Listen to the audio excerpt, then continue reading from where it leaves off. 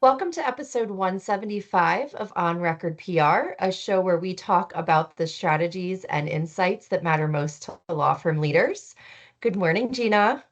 Good morning. Monday.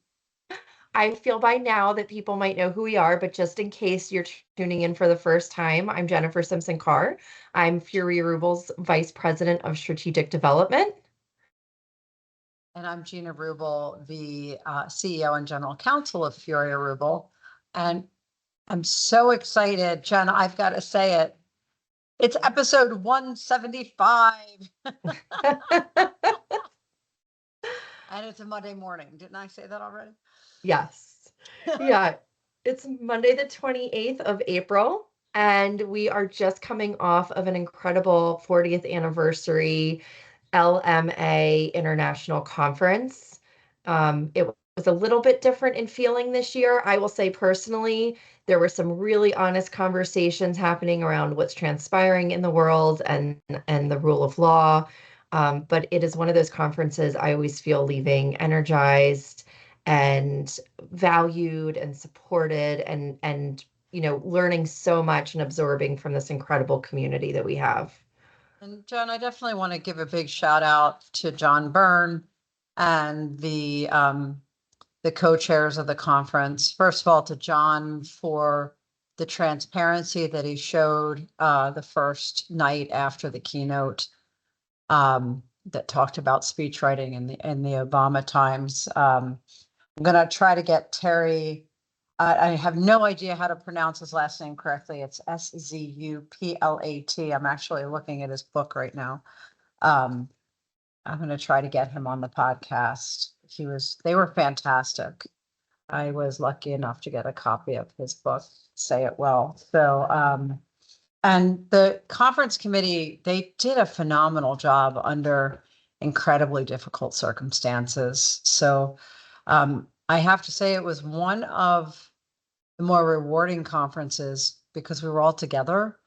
And no matter what side of the fence, and I talk about the fence having many sides above and below, we really had that opportunity to connect, to bond, and to support one another through a difficult time. And I really enjoyed that.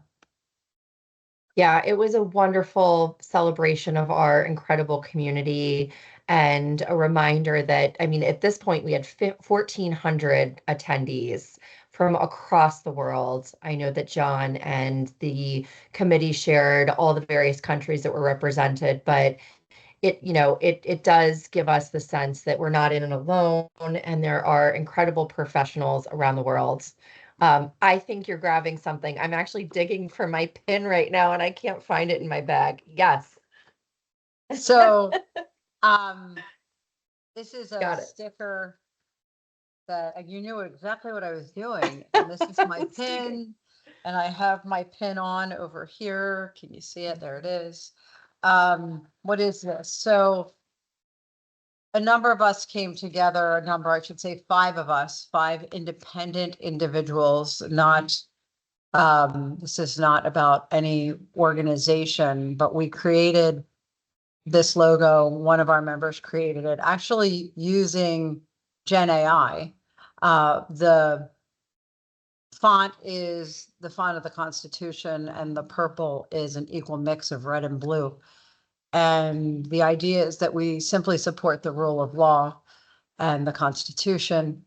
And we're creating what we hope to be a grassroots movement. We've just registered protectruleoflaw.com. And since the conference, Jennifer, I'm mailing out several pins to people who asked for them. And we've gotten incredible feedback. So listeners, stay tuned for more with that.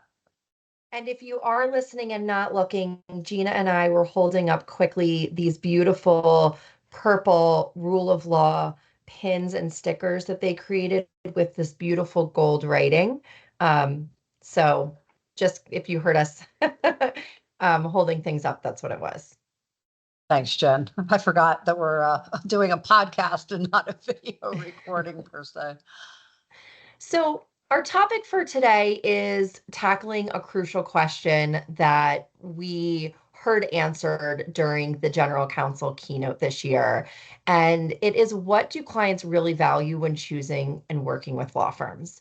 And so the panel was comprised of incredible professionals who really kept it very honest but lighthearted and gave some beautiful quotes and stories that we'll share.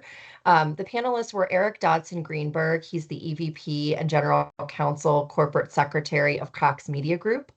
Lillian Howard Potter, Head of Enforcement, Compliance, and Investigations Office at Ericsson, and Belinda Nixon, Vice President, General Counsel, and Corporate Secretary at Internet 2. The session was moderated by our dear friend Tasmin Koka, Managing Director at Growth Play. Hi, Tasmin.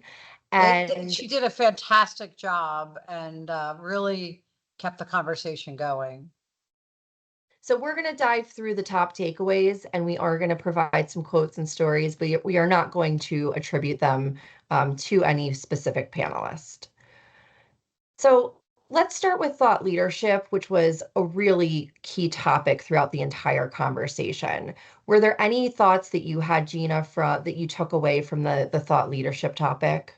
Well, I'll say this, it wasn't surprising, but it validates what many of us have said in the past, that clients, AKA corporate counsel and the like, don't want a one size fits all approach. They want to hear about updates in the laws that matter to them. They want them short, specific, and tailored, especially when the legal landscape is shifting. Again, it's Monday morning so quickly. One GC said it's incredibly helpful when a firm sends a quick note saying, here's what happened and here's why it matters or doesn't matter to you. And it's not about flooding their inboxes. I should remind our listeners too, it's not just relevance, it's also timeliness. Don't forget, if it takes 10 people to edit that alert, by the time you get it out, 10 other firms have already sent it. So I think that's really important. And Jen, I know you probably have a story to share on that one as well.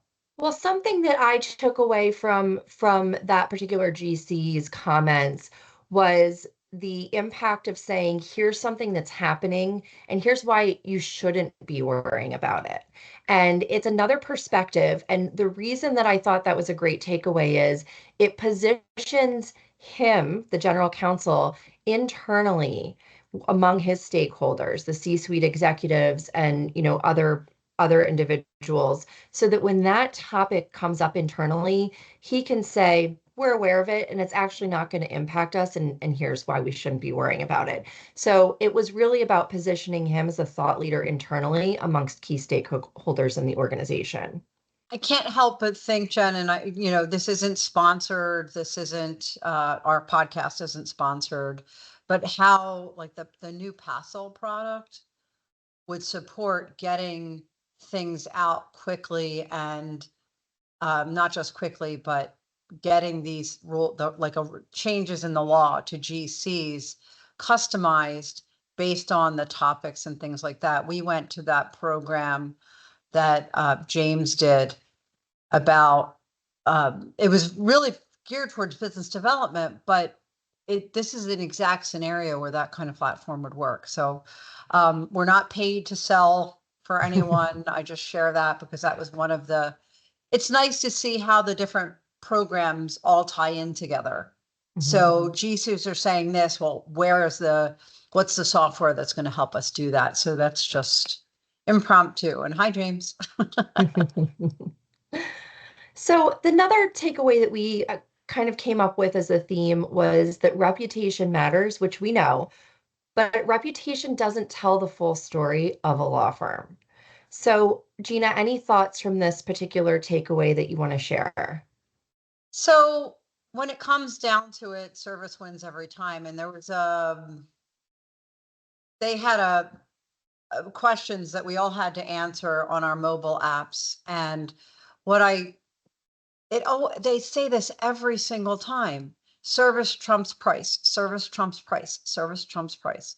So it's really about having those brands that are unmatched in service, and they're always going to be the ones that get the work. And some of the stakeholders don't even recognize top ranked firms. What they notice is how well the firm delivers for them. And so, and that reminds me of something they talked about, and we're probably getting to it next in the RFP. So if we're getting to that next, I'll hold off. Now go dive into it. Well, it was interesting. They talked about when you put people forward for an RFP, whether you're in a meeting or a live meeting or virtual, let your associates talk. And it's interesting, Jen, I am as guilty as most lawyers in that I get so excited when we're on a new business call that I have to remind myself every time to let somebody else talk. So I'm like, "Ooh, this is so exciting." And I enjoy it. And I know that oftentimes I'll go, I think I'm going to be quiet now and let my colleagues speak. So that Heard hit that a home couple for me. times. It did hit home for me. Yeah. But there were a lot of stories shared on this one too. Yeah, what I thought was really interesting was the fact that in certain matters, there are C-suite executives and other stakeholders that might be more involved in the decision-making process around who they choose to represent them because they care so deeply about a specific matter. Normally, the GC and the legal department will decide, but the more involved or the more invested the C-suite or other stakeholders are in the matter, the more say they'll want to have and who represents them.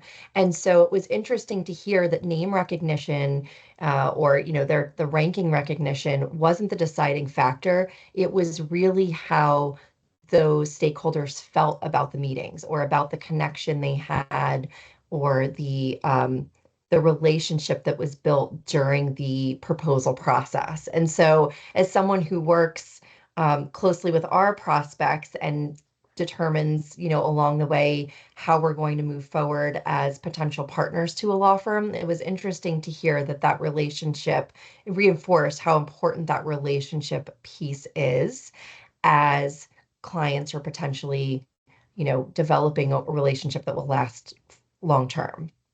And I have to give a shout out to the individual who is sitting on stage mansplaining, because that made me laugh. Mhm. And that individual was fantastic. So anyway, I So just good. shout out. I did hear that. That was a great story. It was. So that's a good segue to relationships. They're really the driver, kind of takeaway three was that relationships are really the driver behind law firm loyalty. And so clients talk about being authentic and having personal outreach. And it's not just about spamming with the latest news and thought leadership. So, What a Gina, what were your concept. thoughts on that? It's just relationship 101. And what I think is one of my frustrations in the professional services industry is across the board and with law firms is that lawyers think somebody else should do that for me.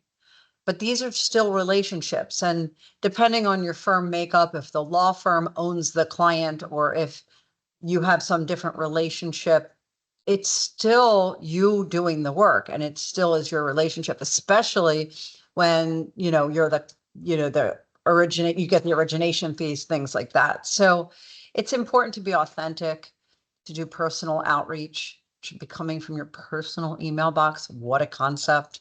Mhm. Um, it's really not about mass invitations, uh, glossy newsletter. Somebody mentioned newsletters. I haven't seen a glossy newsletter in a long time, folks. And our company's, I think 24 years old this year. So it's been quite a while. If you're still doing those, stop, please. Stop killing trees.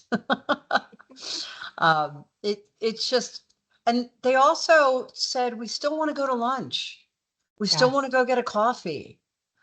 Like, we don't just want, and look, if you have a client and they're across the country, schedule a coffee Zoom and and they didn't say this, but I'm saying it, find out what their local coffee shop is and send them a gift card.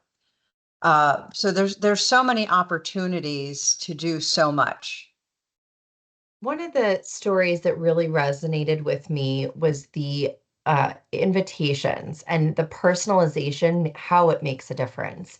And one of the panelists actually shared that they were attending an annual conference. And of course, as a GC, received every possible invite to every law firm sponsored event.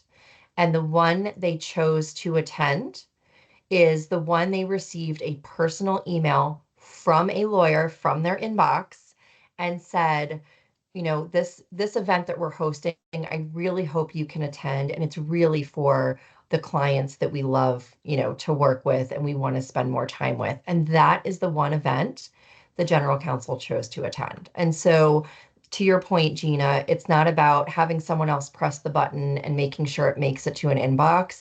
It's about taking the extra time to extend a personal message and say, you matter, our relationship matters, and it matters enough that I'm going to take the time to send you a private message.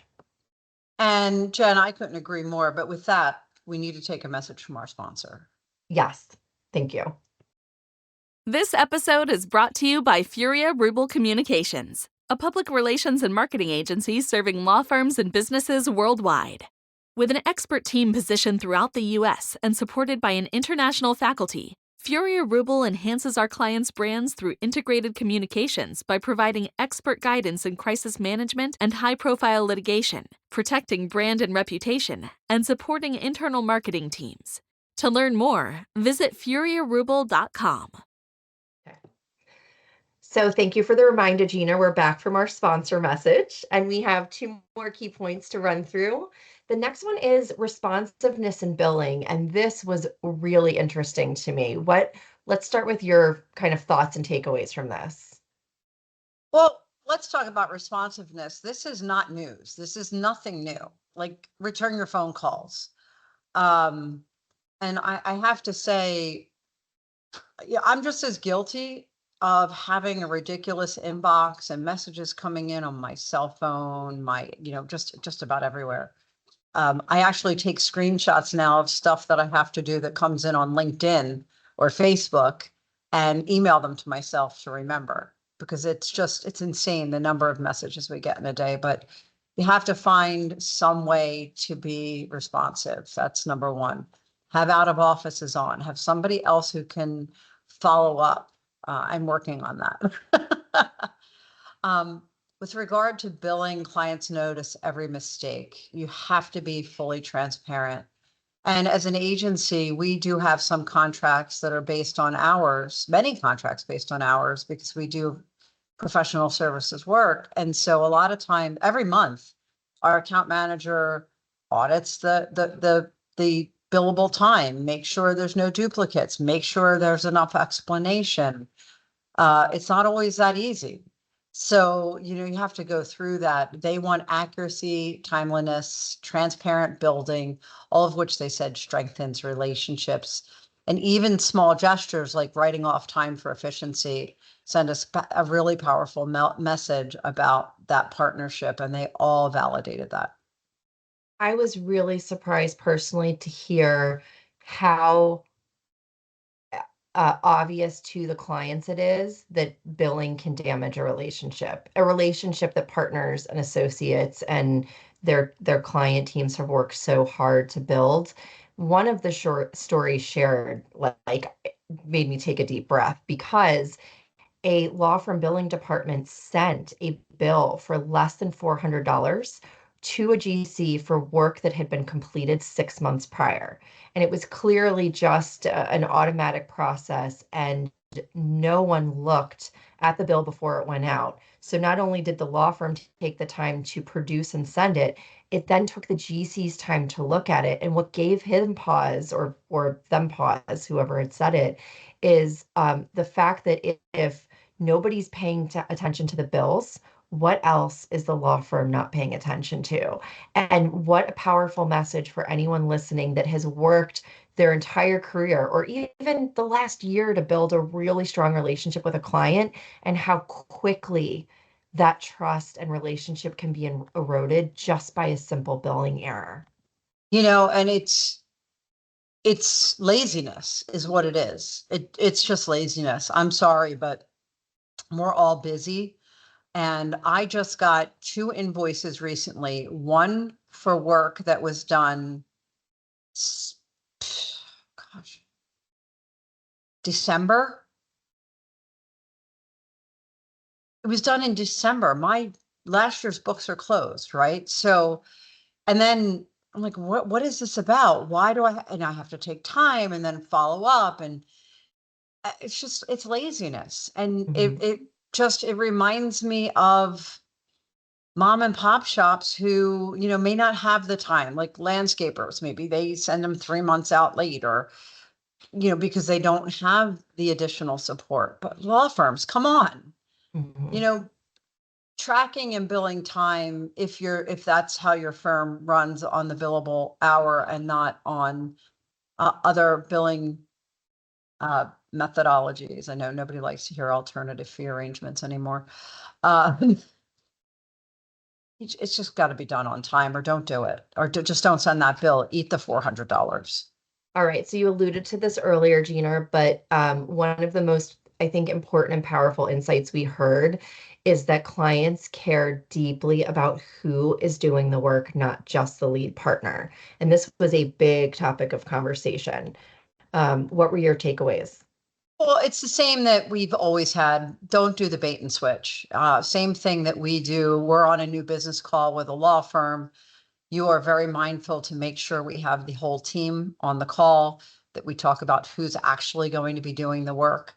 It's usually not me, unless it's crisis response, issues management, trial advocacy. So it's really important that they talk to who's going to be doing the work, not just the person who brought the business in. And they want to meet them during the pitches. They want to hear their experiences. And again, not just hear, the lead person, such as myself, ramble on.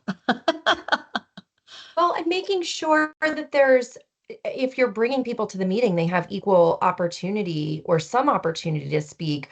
One of the GCs noted that bringing people to a Zoom meeting and then having members of the team sit there silently also sends a message. And in one of the stories that was shared was that in one proposal process, the client insisted that they meet the number twos. And if you're listening, I'm putting air quotes up, but don't just send the person that can close the business or is the relationship partner.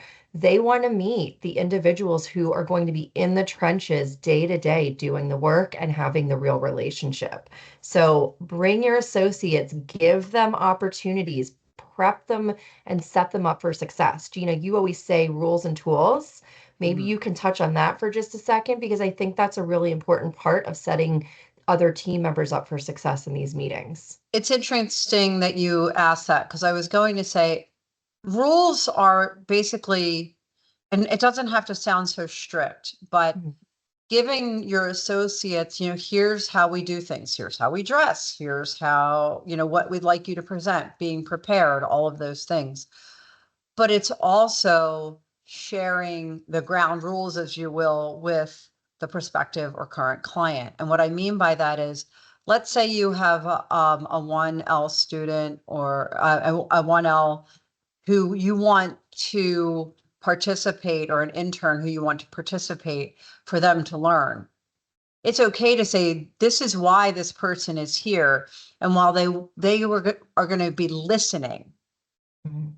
um, but they're not, this isn't somebody who's going to be working on the account later on. And these are the people who are participating. So when I say set the ground rules, that's kind of what I mean. And then the tools, whenever we have a new business meeting, before we've gotten on it, you've prepped everyone with a dossier, literally a dossier. Here's who's going to be on the call. Here's their background. Here's what what they've shared their goals are thus far. Here's what we still need to find out. Like, you've already done the game work, the homework. I don't know where Game game work. plan, homework. Game plan, homework. That's exactly, yes, that's what we call a Gina-ism. So, so it really does matter. and giving everybody that opportunity to speak with the prospect and to share their insights. So I think that those are great takeaways. I know that many times we hear OGC panels and in the context of, oh, they're all the same.